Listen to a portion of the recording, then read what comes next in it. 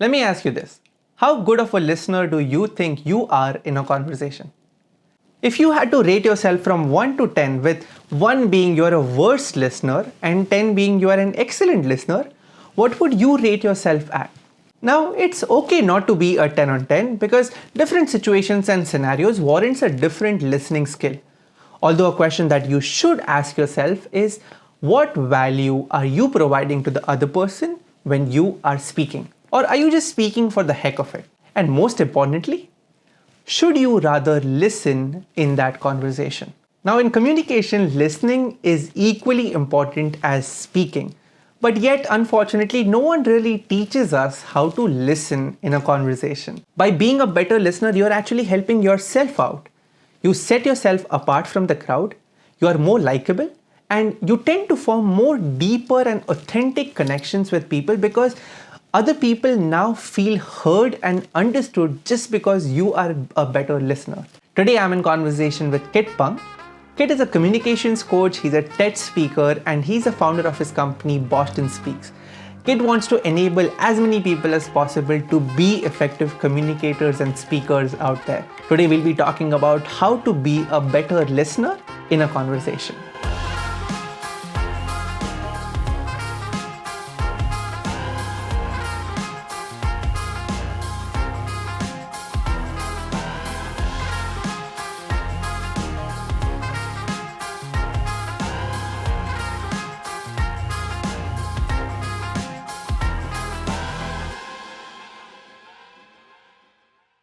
Mr. Kit Pang, it is such an honor to have you on. It's not that complicated. Thank you so much. It's a pleasure being here, and I'm excited for this chat today.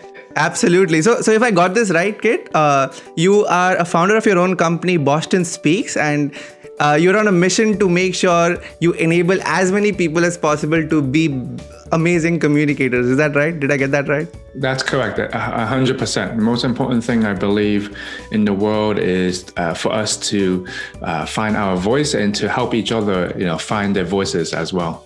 Lovely. And I think I have been following your content and your work that you have been putting out since past couple of years. And one thing I must say that the way you articulate your thoughts, especially on this topic of communication, I don't think I have seen any other communication coach do it so nicely. And that is one of the main reasons why I got you on the show today. Oh, thank you so much. From my side, I sound like a mess in my head, but thank you. You should listen from our side. It is amazing. And so I think, Kit, one thing which I think you and I will both agree on, that one of the most important aspects of communication is, and I think I learned this from you and watching your videos, is that it's not speaking, but it is listening. And that is what, in today's episode, I want to get deep into your mind and extract as much information as possible, and to understand how can one be a better listener. And that is what we'll be talking about today. That's great. Listening, I often say listening came before speaking. Oh, is it? Okay. Lovely. So, get to start us off with, and it might, here's my thinking, and I want to know your perspective. So why do you think we humans, we suck at listening? Or is that, do you feel we suck at listening, and do you feel there is an area of improvement when it comes to listening in a communication? Yeah, often when it comes to listening, most of us, we have so many thoughts in our minds, we just can't wait to get them out. Maybe because we think we want to help people, and we just, here's the thing, we want to help people and we don't even want to let them finish their sentence. And we say, okay, we know how we can help you. And we just start saying something, right? Yeah. Most of the time, people think we're good listeners, kind of like driving. Everyone thinks they're the best driver, but in reality, we can all become better listeners. It's one of those things that we take it for granted, because we listen all the time. We have two ears, right? Can I ask you, what do you think is the difference between hearing, the word hearing, and listening? What would you say? I think listening would also add this layer of understanding what the other person is saying.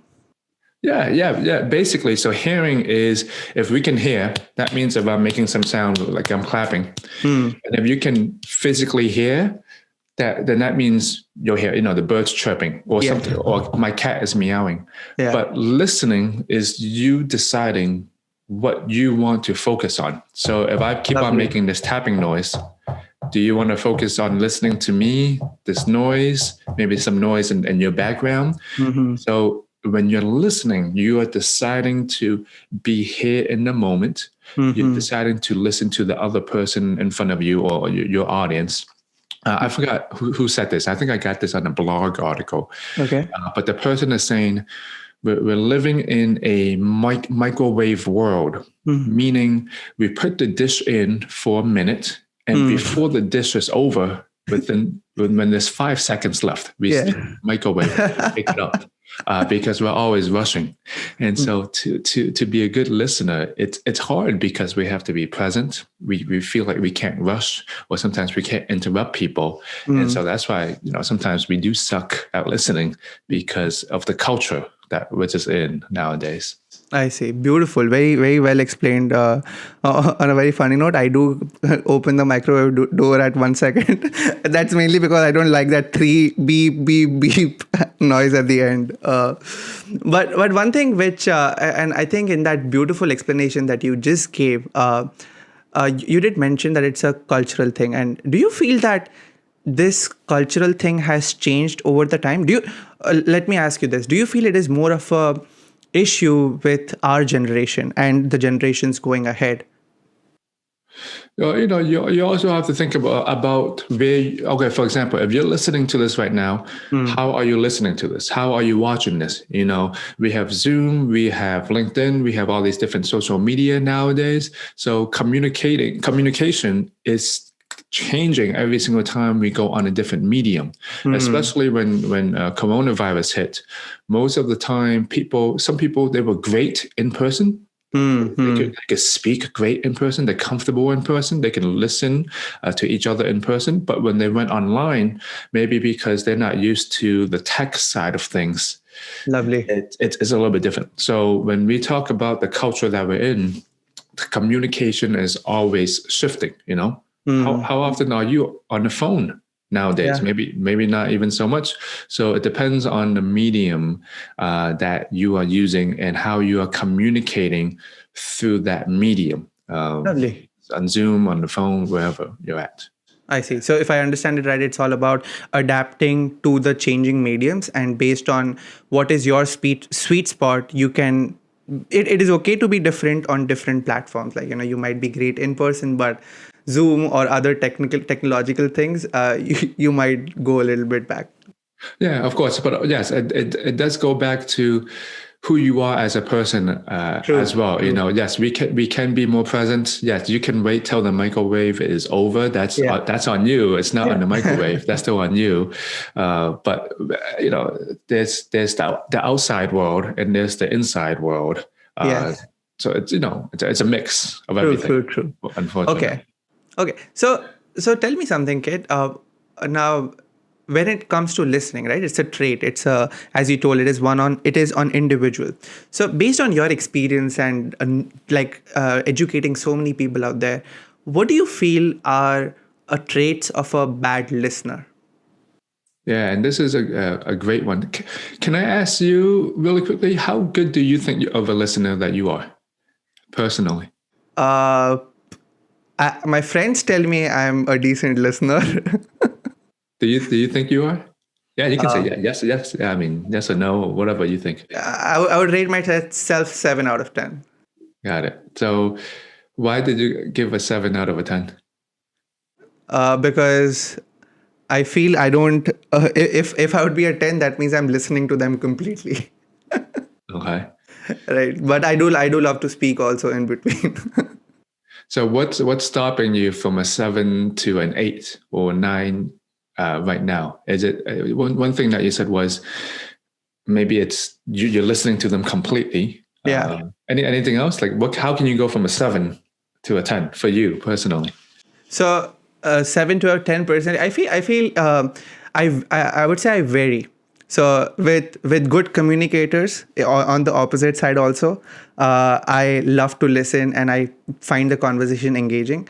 But one of the problems that I do face is I feel that, and as you mentioned in the start of the interview, right, that sometimes we have so many thoughts in our mind, and what happens is that if I give that leeway to the other person to keep speaking, then that person just keeps going on and on and on and on. And now at certain time, I'm like, okay, can you stop so that I can try to put my thoughts in? And I think that is when maybe I go a little behind in the scale from 8 to 7. And to go back to your question, right?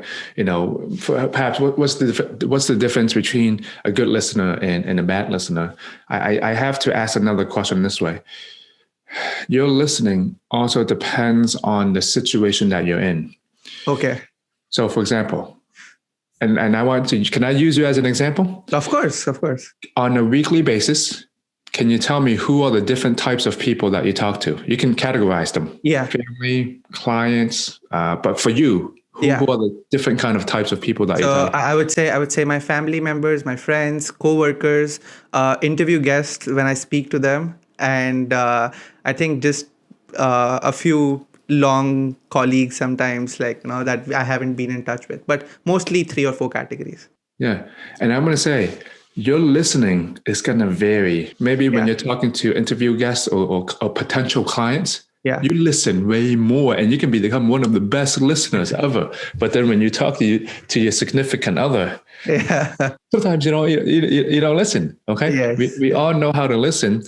So the main thing is, if you are a good listener, that means the person in front of you, or the thing that should get your attention in front of you, is really important to you right now. Lovely. Okay. That means as a bad listener, sometimes it's where our attention goes. Maybe we're thinking, yes, because my kids are so annoying right now. I'm annoyed. You're not, of course, they're still important to you, but at that moment, you just want to get away. Right? You want to get away. So as a bad listener, I'm going to say, how can you stop that mindset of, I want to be here and I want to be here with you, because at the end of the day, there's a potential gain from me as well. Whenever you're not listening, often you think that there is no gain for you. And that's why we sometimes tune out. Okay. So when you put back there's a gain here for me, unfortunately, you will listen a lot more. I just want to recap. I know that I talked about a lot of things. Yeah. If you want to do an exercise, if you're at home or wherever you are, list out all of the speaking situations that you have right now on a weekly basis and the people that you talk to. For example, I talk to my wife, and I talk to potential clients, and I talk to interview guests, just like yourself. Yeah. And rate, how do you listen in those different situations? Okay. Then you need to pick one of those situations and become a better listener in those situations. Beautiful. So if you want to become a better listener, don't work on every single situation. For example, if you want to become a better listener at home, then work on becoming a better listener at home. If you want to become a better listener as a leader, then do that, because there's so many things to work on. Pick one of those situations first. Yeah. Beautiful. I do have a follow-up question on that thing that you mentioned. So you did mention that it all depends on how much the other person is important to us, and how much at that point of time, how important is that transaction for us. If it is not too important, then it is highly likely that we won't pay attention to that person and we will tune out, right? So now, and I love the fact that you mentioned that it is also a change in mindset that we have to do as individuals to understand, okay, how do I make sure that I pay attention and give importance? But I do have a question there, is that who do you think is at fault here? Is it the listener, or is it me that, oh, I'm not listening, shit? Or is it speaker's job to make sure that they make the conversation more engaging, right? Yeah, I mean, this is a great question. It's from both sides. Okay. Okay. From the listener side, people don't care about how much you know until they know about how much you care. Okay, people don't care about how much you know No. until they know about how much you care. I don't know who said that first. I did not say that, but Okay. so as the listener, if you're always talking, then therefore maybe you're just expressing how smart you are. You're trying to help too much, and you're not giving the other person's attention. Now, if the speaker is always speaking about what I want, right? They're not talking about you, your interests, then they should do that more often Okay. as well. So that's why it's a little bit, unfortunately, communication is a two-way street. Right? Yes. Okay, cool. Do you think it'll like say when more and more people, if they be aware and be mindful that uh, we need to be better listeners first and thereby indulging in a conversation, do you think that'll automatically just improve the conversation in general, regardless of being on speaker side or listening side? Oh yeah. Here's the thing. We all know that sleep is one of the most important things. If you get more sleep, I think it's one of the best medicine for everyone. Totally. Maybe if you get more sleep, your life would probably tenfold become 10 times better. 100% agree. Yeah. Exact same thing with listening. We know listening is important for us. Yeah. We know sleep is important for us. If you are those people who can actually do it, you're going to be winning at the end of the day, personally and professionally. Okay? Bingo. You know that in your heart that if you know you got more sleep, life will be better. You know in your head and heart, if you listen to people, life would just be better. It's one of those magical pills that it's available to all of us.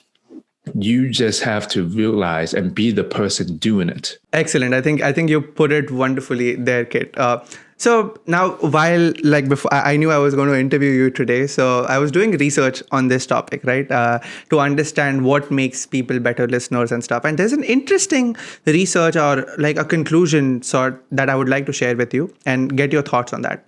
They say that our human brain is evolving like years after years and decades after decades, right? And it is evolving for good because we are now able to process more data much faster, right?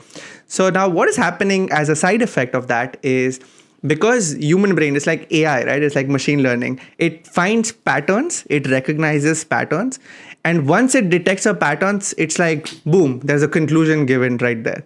So an example would be, say if someone is talking of some incident, and if we have heard that incident before in a similar lines, then we assume that, oh, this is what the other person is going to say, thereby tuning out, thereby not listening, thereby not paying attention or getting distracted. So I think given this situation, and I wanted to get your thoughts on this thing, how can we avoid falling in such trap? Like, what do you think? Yeah, no, and that's great. Thank you for giving us that insight. And of course, our brains adapt super quickly. A great artist once said, "Your mind is like a parachute. If it's not open, it doesn't work." Lovely. Yes, we might have figured the cure to cancer.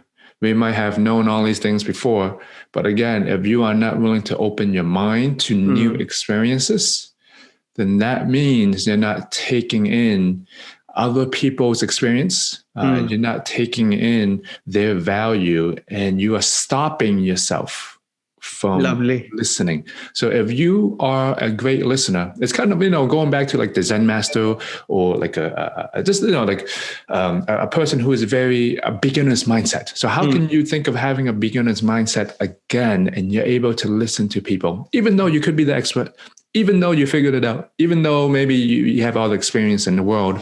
A great listener listens to the person speaking as who they are, basically. Lovely. And I love the secret lesson there is that we have to empty our cups. I think when you told about the Zen example, right? It's all about emptying our cup and just letting the new things in. I love that analogy of parachute, that open parachute. Is similar to having an open mind, and only then it will work. Excellent. So now I wanted to touch again on something that I mentioned before, and I personally I think it's more of a selfish question, but this something that I struggle with, right? And you asked me where would you rate yourself, or like what do I think as a am I a good listener? And one of the problems that I feel, I don't know if many people face that, is that because the other person is not treating this conversation as a two-way street. What happens is that we want to listen to them, we want to give them that space, but some people just keep going on and on and on and on and on, and they just don't stop. And like, I think a question for you there is that how do we balance between speaking our mind versus being better listeners?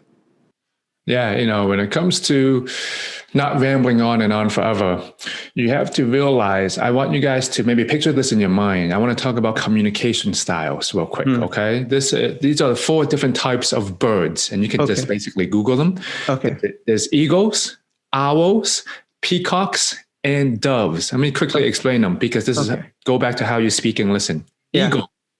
Eagles, they love to get to the point.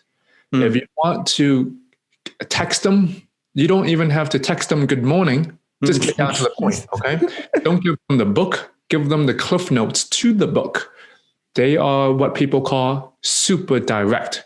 The downside to them is they will sometimes hurt your emotions because it's about the task at hand for them. Now, most of the time, these people actually, they don't ramble on too much, because they're like direct. An email, they'll write 1 or 2 lines. That's it. It's just like, wow, it's super short, okay? Yeah. That's an eagle. Now, an owl is kind of like a baker.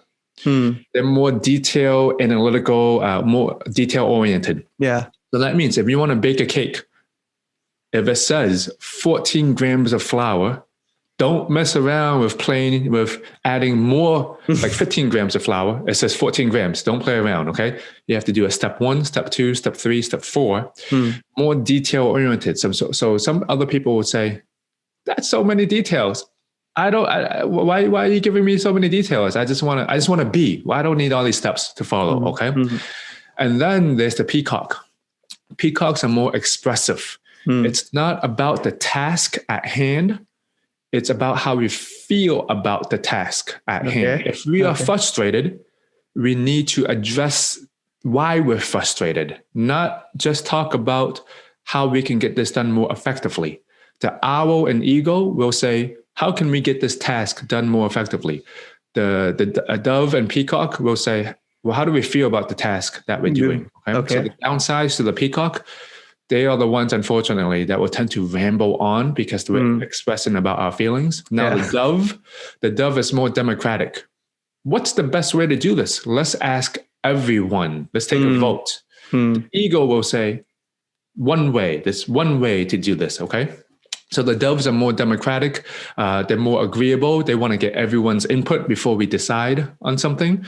So the dove and peacocks are more, again, human related, or more warm. And the top is more cold. Cold, okay. So why does this matter with communicating and listening?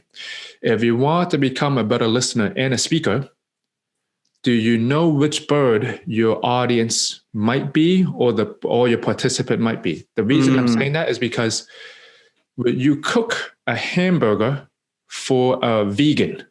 Yeah. Probably not. Yeah. When you're talking to your communication partner, well, here's the thing.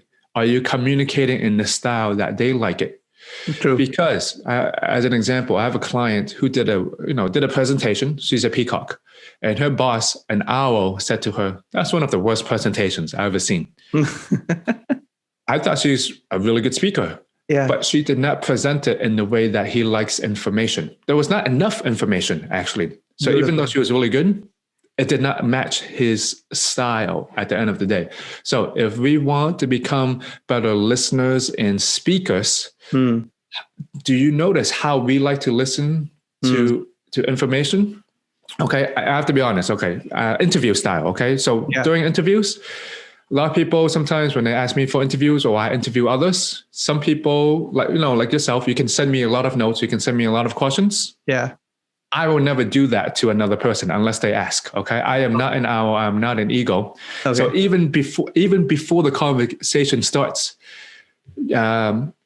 sometimes people can tell who you are. And if you want to get better at this, if you have a significant other, they are probably the opposite way. And these little things will annoy the heck out of you. Okay. Yes. So you have to be the stronger listener and say, this is how they see the world and this is how they speak. And I need to listen to them and accept them that way. Lovely. Okay. Lovely. What would you say? Which bird are you? I'm going to say I'm more a peacock and a dove. Peacock and a dove. I'm guessing for you, more of an owl. And I'm trying to figure out your second one. I don't know yet, but I'm going to say you're closer to the owl. Take a guess. Owl is right. I think that's a good one. Owl and I don't know. We just basically met. Maybe owl and peacock, owl, and we're a mix. We're a mix of all. Yeah. I'm not sure of your second one yet. It's hard to tell. No, I think I would. I definitely have peacock in me. I love to express things. Lovely. I think so. Eagle, owl, peacock, and dove. What I understand is let's first acknowledge and realize what type of listener are you? What do you like? And I think one thing which is amazing is that improvise during the conversation that you're having and try to gauge what the other person is falling in that 4-bird category, and then tweak your because every audience is different, right? So tweak your communication style differently. Is that right? Yeah, and I'm going to say, this is actually the key to helping you become a better communicator and a listener. If we're talking about rambling too much, okay, you need to be more like an eagle. If you are someone that's listening right now and you ramble too much, that means you might be afraid to hurt people's feelings. You might go around your topic before you get to the point because for some reason you feel better going around your topic. Be more like an eagle and just get to the point, okay? People appreciate it when you are actually more direct with them because it saves time, it gets to the point, and you're not just messing around with whatever topic you're talking about. Yeah, totally. I interviewed one of the other TED speakers. His name is Matt Abrahams. Even he's a communications coach, and he mentioned that people tend to speak a lot is also because they don't have a structure when they are going into a conversation. They don't have that ability to formulate something. So I think that I think both of your opinions are completely matching and coming to the same thing. I wanted a follow-up question on something that we mentioned at the start of the interview. And that was, I think you mentioned that what happens is we tend to lose our thoughts.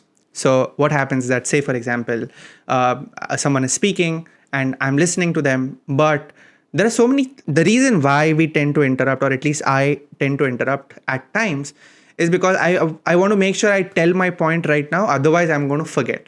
So say if someone is in a similar boat or a similar situation and they face this problem, what would you suggest would be, is there a framework that you recommend or any tip that will help us better track our thoughts in a conversation?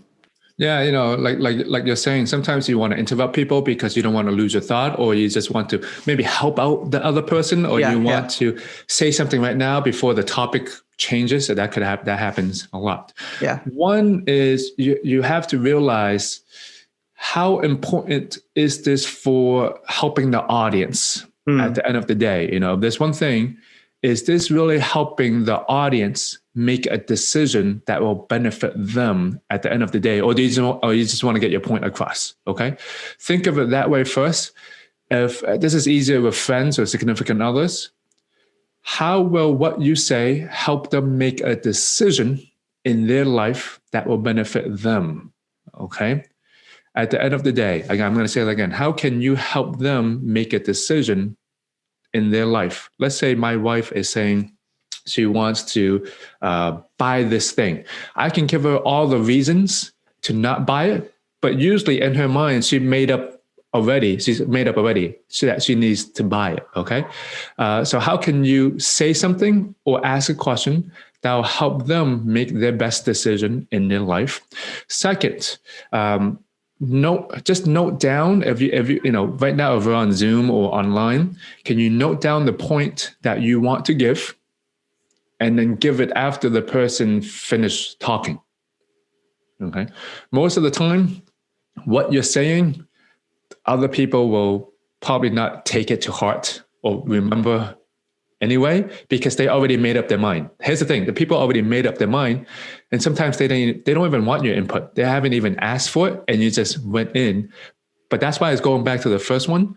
Does it even help them at the end of the day? Do they even want it? Here's the thing: do they even want it? Have they asked you? Right? You know that a lot of the time, if people just want your help, they might be able. They might just ask you. The biggest mistake that we are making as speakers is that we are informing too much rather than helping people make a decision. So here's what I mean. Have anyone came up to you and picked your brain? Maybe you're listening. Anyone came up to you and picked your brain. Maybe you gave them all the steps, the whole books, how to do this. But then maybe you see this person 3 months down the line and you ask them, hey, Sarah, did you do anything with what we talked about? And they said, no, I decided to go on a different path. Okay, you can give them all the information, but if they did not decide mentally to do something with that information, then it really does nothing. It actually does nothing. It's just like in the back of the mind. It's not even in their minds anymore. So, and I'm saying all of this again because, again, one, know if it helps people make a decision. Second, if you have a moment, write it down or hold it in your thoughts until the other person is finished. Because if you are a good listener, do you want people interrupting you the whole time? I'm not saying don't interrupt people. Once in a while, do it. But if you interrupt them too much, then. And third, really ask yourself, if you don't say it, will the other person hate you for not saying? Will they even care at all? Beautiful, Kit. I think there's some great information in there, and as you mentioned, right, I think it is also heavily dependent on, let's understand how much of information we want to give to the other person. Are they asking for it? Is it valuable? And how are we solving them? How are we helping them out? I think if we ask these questions, that is amazing. Excellent. So Kit, I was watching your TED talk or an inbound talk, and excellent talk. I think highly recommend for our viewers to watch. In there, I think the thing that you were focusing on was how can listening help you stand out. I wanted to dig your brain a little bit deeper in that specific sentence. Why do you think listening will help you stand out, and how do you think that can happen for our viewers? When you listen, you stand out because you get to talk about what other people want to talk about.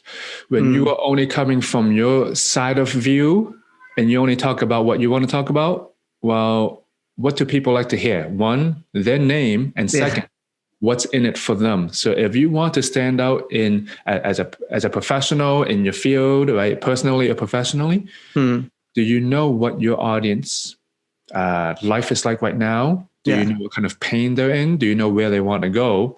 If you do, and if you say these things out loud or know how to talk about it of your audience, their ears will just perk up and you will stand out at the Lovely end. Yeah, and that's basically it. Okay, that's simple and yet effective, right? So if I got this right, in a conversation, like, as much as time you spend on speaking, have that much time for listening also. So have like a 50-50 split whenever you are having a conversation between speaking and listening. Is that right? Well, think about it. Right now, if you're listening, I want to ask you, what's the percentage you listen or talk on a weekly basis? You can give yourself a percentage. Do you listen maybe 30% of the time, or maybe you speak 70% of the time? It doesn't always have to be 50-50. Yeah. Sometimes there are, this depends on the individual or the group that you're talking to. Maybe someone, they just want you to talk. Actually, they just want you to talk. Maybe they're sad today, maybe they're happy, or maybe they just want you to talk. So why can't you speak more? I have to be honest, as a communication coach, I do need to speak more to my wife. Totally. It's just a kid. You speak all the time with the clients, but you don't speak so much to me. I have to speak more. You have to. In my personal life. Yes. No, lovely. I think that's a great way to put it. That improvise, gauge the audience, gauge your situation, understand what your significant other wants. If they want you to stay quiet, then stay quiet. If they want you to speak, and go about. This is why it goes back to the different situations. The different situations. Family, work, whatever. It's completely different because their mindset is different about each one of them. Lovely. Awesome, Kit. So coming to the last segment of this interview, this show, as you know, it's called It's Not That Complicated. And the whole idea is that we take such broad topics, such self-help topics, and make it simple for people to understand and start adapting today. So, Kit, if I have to ask you, what will be your 3 CTAs, 3 call to actions for our viewers who are listening and watching? What can they do today to start becoming better listeners from now on? What would you say?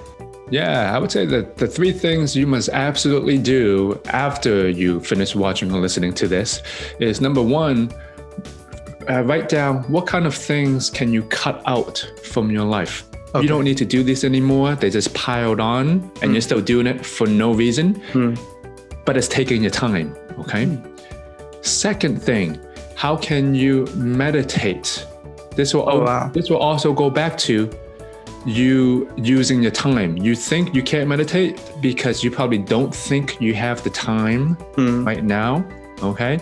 And third, you need to decide mentally that you want to become a better listener. Okay, I'm going to repeat those things. Number 1, what can you cut out from your life right now? Okay. You don't need to do these things anymore. They're just taking time, or you can delegate these to people, or just clean up from your life. Number 2, how can you meditate more? And number 3, decide to become a better listener. Decide. Lovely. Those are some wonderful CTAs that anyone can just start doing today. Kit, it was such an honor talking to you, just understanding so many different aspects of communication and listening, and just thank you so much for coming on the show. Yeah, thank you so much for having me and speaking to your audience. Thank you once again.